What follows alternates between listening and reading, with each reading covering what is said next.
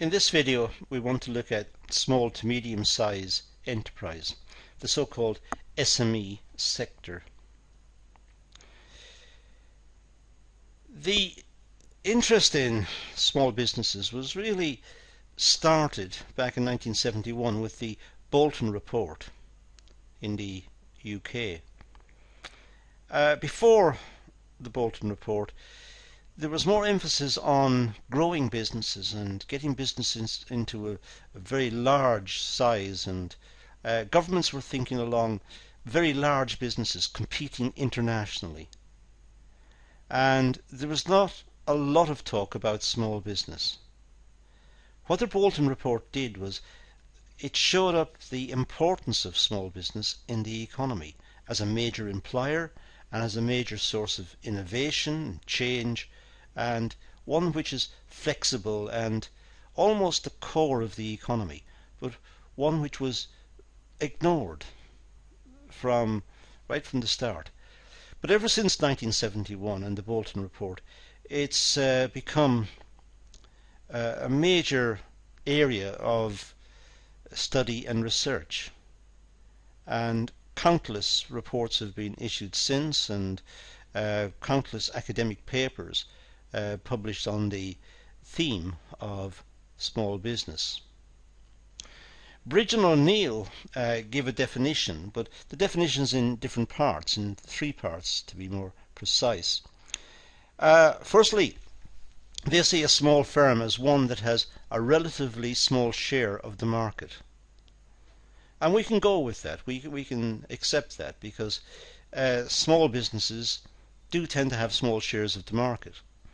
But we're dealing here in relativities, we're dealing here in situations that we can find examples to the contrary. For example, let's say a small business, which is a restaurant, let's say, in a small town. The small town cannot support 2 restaurants, it's too small. So it has 1 restaurant. Now, it's a small market, it's a small business. A small market in the small town, a small business, the restaurant. But the restaurant in that case has 100% of the market. So it has 100% share of the market. It's the only one. It's a monopoly, in a sense, a spatial monopoly. So we can imagine it being of that format. We can imagine points being in that way. But what Bridge and O'Neill is saying, which is I think what we go with, is simply that small businesses have small shares of the market. In other words, they are small.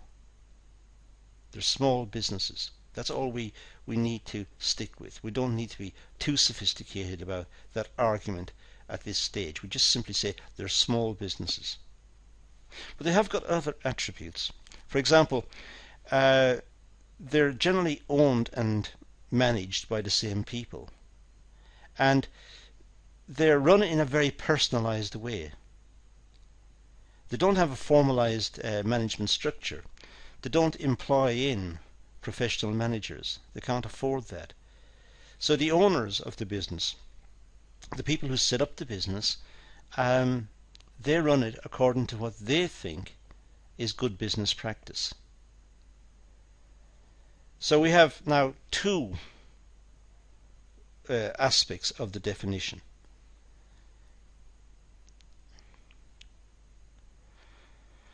Thirdly, it's also independent in the sense that it does not form part of a larger organization, and it's free from outside control in taking decisions.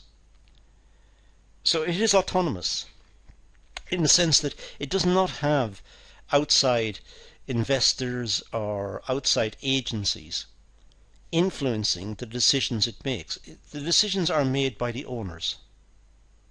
So we have a 3-pronged definition put forward by Bridge and O'Neill.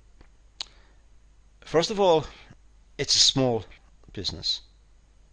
And don't worry too much about the complications about the market share, but it is just a small business. And what we mean by small business is, I agree, complicated. Do we measure small business in terms of profitability or employment, or how do we measure smallness?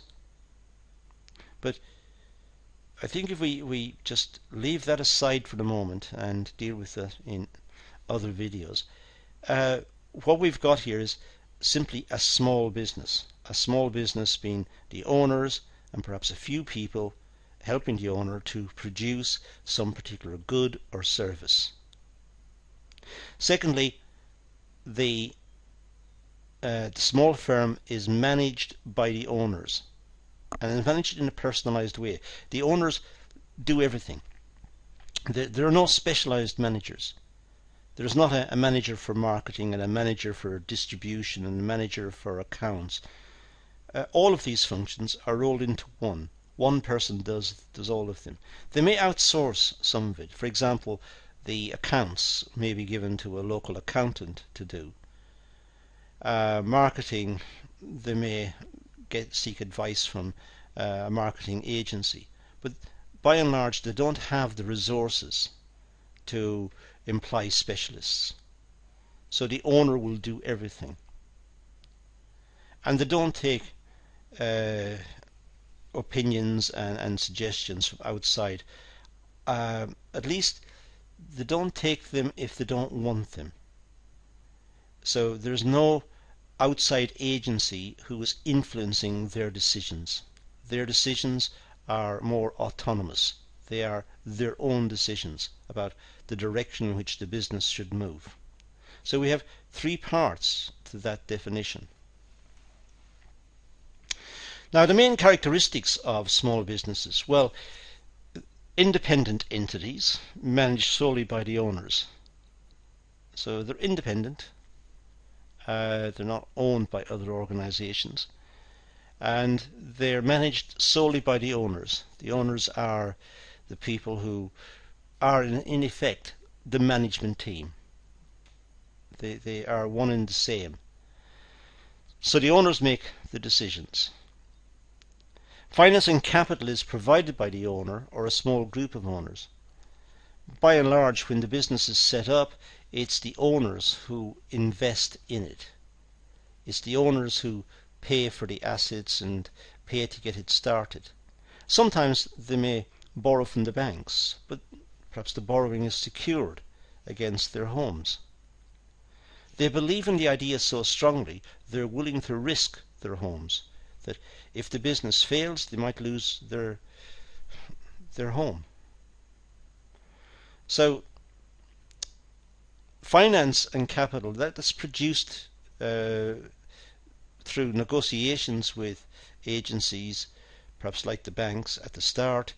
It'll also involve them putting their own savings into the business and bringing the business into existence. The business tends to be local, and business operations take place at a local level. Sometimes we know of businesses that are local but seem to operate on a national level as well. And this is particularly important in the context of electronic business. Electronic business can be positioned anywhere, but they operate on a national level. They could even operate on an international level. But it's they don't have to have a presence in a major city or in expensive premises. So we can have, paradoxically, very small businesses operating at a national level because of the impact of technology. Employees of the business live local within the community. The reason for that is very simple: to reduce costs, to reduce travelling time. But the employees tend to be recruited from the local population. The size of the business will be smaller in industrial markets compared to larger organizations. That may seem like a truism, but in industrial markets, sometimes larger firms will encourage the development of small businesses associated with its product. For example, component suppliers or suppliers of specialist materials. And the larger firm finds that beneficial because they're able to have security of supply, but also they're able to speak directly to the manufacturers, the small businesses in other words, about the product and about issues of quality or issues of design or changes in design. So it's in the interest of the larger organization, in industrial markets in particular, to be associated with small businesses. And sometimes in these situations we may have a large business with several small businesses associated, and the large business is its single or their single customer. The size of business is measured in terms of sales volume, profit, growth, number of employees, core competencies, resources and capabilities. It's very difficult to measure small business. It's something I think we have a feeling for rather than having a very strict definition. If we could define a business as having few workers, and we could put a limit on, say, 5 to 20 workers, something of that nature. Now we say that's a small business.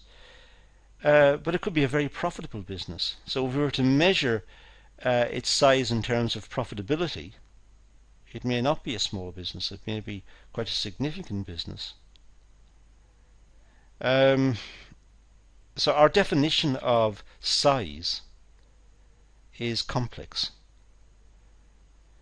Here we're getting away with it in the sense that we are saying that small business is a small business, but we're not getting into the definition of smallness.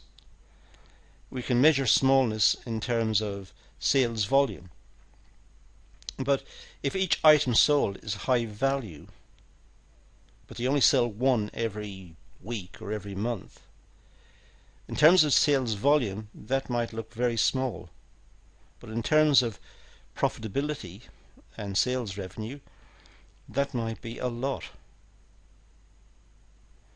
So we have to be careful about how we define size, and that's the subject matter of other videos on the course. Now, the benefits and challenges of SMEs. Start with management structure. Small businesses lack management structure. Control remains with the owner or a small group of people. Now, whether that's a benefit or not is difficult to say, but it is out of necessity the case with small business. Small businesses generally cannot afford to employ a large management team, particularly a large team of specialists. Limiting control can avoid conflict and enable the business to make effective decisions and avoid meetings and procedures in large management structure. So it has got advantages being small. It doesn't dissipate its energy in a lot of meetings and a lot of discussions. It simply gets on with the job. There may be regular meetings, but perhaps once a week or once every couple of weeks. They don't need to have a very formalized structure. It's not so bureaucratic, and that leads to efficiency and fast response to issues as they arise. They're able to flex and bend very quickly to circumstances. So if the customer wants a change in the order or a change in the design, chances are they're able to do that fast. And that's the advantage of the small business. Larger organizations may have to have consultations and discussions with engineers and prototyping, and there may be a lot of extra procedures to follow with larger businesses, which will slow the whole process down. One owner may not be skilled or experienced in every element of the business. Lacking in knowledge can have a negative effect on the business. It's to be assumed that the person who set up the business will be skilled in the production of the item, will understand what the product is, will understand the market for the product and who's involved in the market. And this research will have been done before the business was set up. Sometimes smaller businesses are better positioned if there's more than one person involved at the startup, if there are a few, so that they can go through some type of division of labour. They can allocate tasks amongst themselves and at least focus in on those tasks and try to get the business running. Not so much one person doing it, but perhaps a small group of people doing it. And that will give them a better platform to launch the business. The benefits and challenges of SMEs. Well, learning opportunities. Most owners of small businesses learn on the job and acquire their skills and knowledge through experience from self-employment. So SMEs are a good way of learning the trade, learning the business.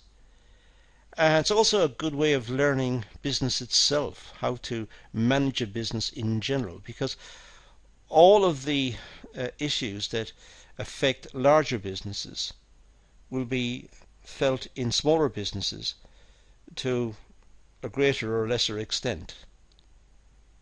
So the small business person will still have to do marketing, will still have to do product design, will still have to do distribution and invoicing and do the finance and the banking, and will have to pay resources and at the same time keep an eye on cash flow so that bills can be paid.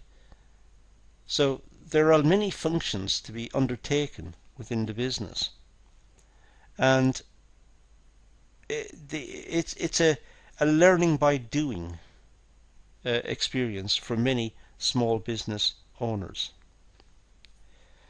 Business owners may have a deep knowledge within their field, however lack a broad objective view of the business. Hence, more people are needed to bring in new experience and talent. So once the business is set up and once it's running, then the aspiration presumably will be to grow the business, but also it will be to bring in specialists from the outside who will have a better view of perhaps marketing or of personnel or of finance, will have a better view of technology, whatever it is. So it'll free up the owner to concentrate on other parts of the business, but it'll also lead to more efficiencies within the business, which may promote growth in the long run. So it's a very informal system, and the procedures could be very informal within small business. Many small businesses do not put formal procedures in place as they are run by one person or a small group of people. They don't necessarily have very strict procedures. They tend to be slightly more flexible. They want the employees in at a certain time and leave at a certain time. They've got core hours of work, but they may not monitor in great detail. They may not monitor a lot of the business in great detail. They focus in on problems when they arise and try to solve the problems. Other than that, they try to get the business running as fast and as efficient as they can. But they don't have formal procedures. They don't have committees and meetings and report back sessions and minutes of meetings, and because maybe it's only one person involved. Maybe it's just the owner. The owner is the manager. So he or she cannot have a meeting with him or herself. So it's more informal. And also the employees can speak to that person perhaps in a far easier way than if they'd worked in a larger organization.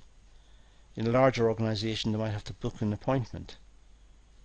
In a small business, they can just speak to the manager or the owner, who is available on the spot. This benefits the organization as everything is focused on one business goal. So the organization is just focused on one thing: growing the business, surviving, growing the business, expanding, getting the business secured. So there are many outlets for its product, not just one. So they're not vulnerable. And as I said earlier, their energies are not dissipated through bureaucracies or procedures. They're able to focus on the core objective of getting the business to grow, getting it secured. Formal procedures tend to come into play when the business makes rapid growth. This makes it difficult for employees and management to implement control, as there is an informal culture. So when businesses grow, the informality is reduced. It becomes more formal. Different sections of the business will start to work almost like small departments and start to grow into the departments. Eventually, some person will have to look after each section, and that person will eventually become a manager. And at that stage, the small business has grown up to be a larger business, and it'll have much more formal procedures. Investment. Well, capital investment into the business tends to be the owner's personal savings. At the start, a small business may be started by a person who simply puts his or her savings into the business. It may be that they are willing to borrow on their assets, borrow on the house, get a secured loan from the bank. The early phases in setting up the business are very risky. Many businesses fail in the first year or first couple of years, and this means that the entrepreneur, and that's really what we're talking about here, the entrepreneur has to be confident that his or her idea will be a success. If they believe that, then it's worth moving forward. Sometimes there's a reluctance to invest, and expenses are restricted to bare essentials. Often entrepreneurs, in trying out an idea, will try it out on a very basic level just to see what would happen. They're trying to test the idea.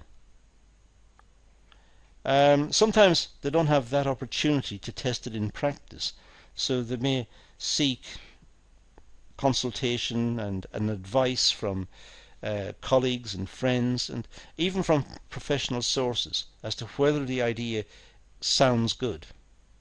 Is it a good idea? Is it one that could work?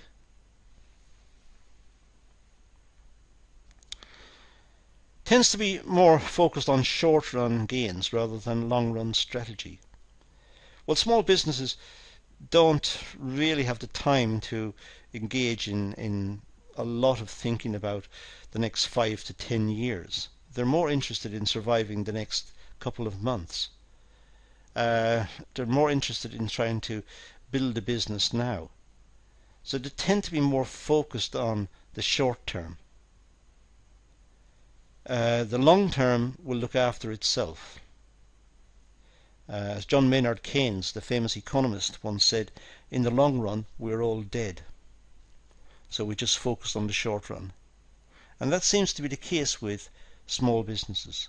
They try to focus in on the short run, fix any issues in the short run, try to keep the business running in the short run, and in the long run it'll sort itself out. But once the business starts to grow, then they may start to turn to looking into the medium term and into the long term. But that only happens once the business starts to grow, and when departments have been set up within the business and specialists have been brought in, and so it starts to form a larger business. But as a small business, they tend to deal with the here and now, deal with the issues that are confronting them right now, and try to get the business to grow and solve any problems and cultivate the market. So these are some ideas about small to medium-sized business that we need to take into account. And the source that we used, I mentioned earlier, was Bridge and O'Neill, and that's the reference. But that's all we're going to deal with in this video, so let's leave it at that and say thank you for watching.